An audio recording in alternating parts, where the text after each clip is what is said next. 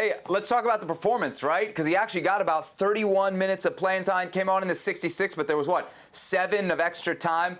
He's certainly successful, Herc. We have to say that because he comes on to hold on to the lead, and Chelsea's able to do that. But boy, oh boy, for me it boils down to that one chance. Herc, an amazing opportunity. He combines beautifully with Kai Havertz on a fast break for Chelsea, and boy, he did not miss by much. Me and my buddies were watching it together.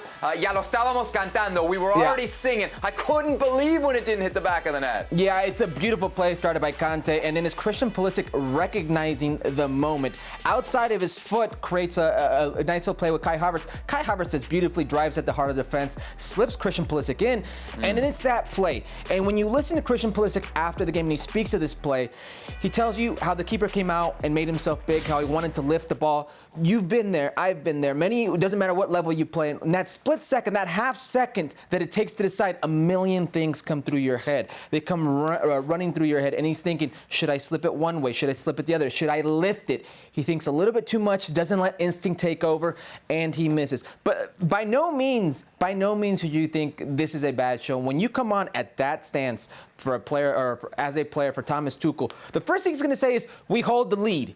We end this game with a 0 at the back. If you have an opportunity to advance, to use your pace, your ability, you take it. But we maintain the 0 at the back, and you can tell that was on his mind. Could you imagine, though? Futbol Americas A, B, C, and D block would have been all about the Christian Pulisic goal. Let's talk about the elephant in the room, because we spoke a lot about it, not just last week, but in the weeks leading up to this. Christian Pulisic did not start this game. Any significance there for his future? I don't believe so, Seb. When you look at the players who actually feel safe... Last week you said it wasn't significant to his future. What's changed? Well, what's changed is when I read the room and I see the other players at Chelsea and what they've had to go through.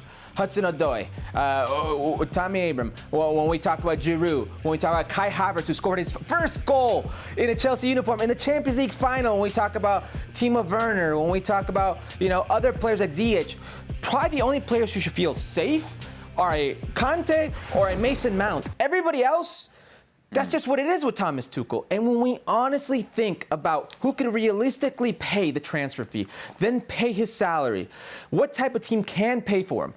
Will that type of team really be any different? Will he really be a lockdown starter for said team? I don't think so. I don't know if there's an answer for that, honestly. I think this is the place for him. Thomas Tuchel, if anything, knows Christian Pulisic, which means he knows his body, which means he knows his health. And Christian Pulisic over the years has proven not to be a safe bet when it comes to health. So maybe Thomas Tuchel is the best for him. You just worry about him getting pigeonholed in that super sub role, especially, and I got to say this, every time I see Timo Werner miss a chance, it's just like, man, how many more missed chances is this guy going to get before Christian Pulisic finally overtakes him? And Thomas Tuchel doesn't seem inclined at the moment to move Pulisic ahead of Werner. Well, thank you very much for watching ESPN on YouTube. For more sports highlights and analysis, be sure to download the ESPN app. And for live streaming, premium content, and let's not forget as well, ESPN FC 7 days a week. Subscribe to ESPN+.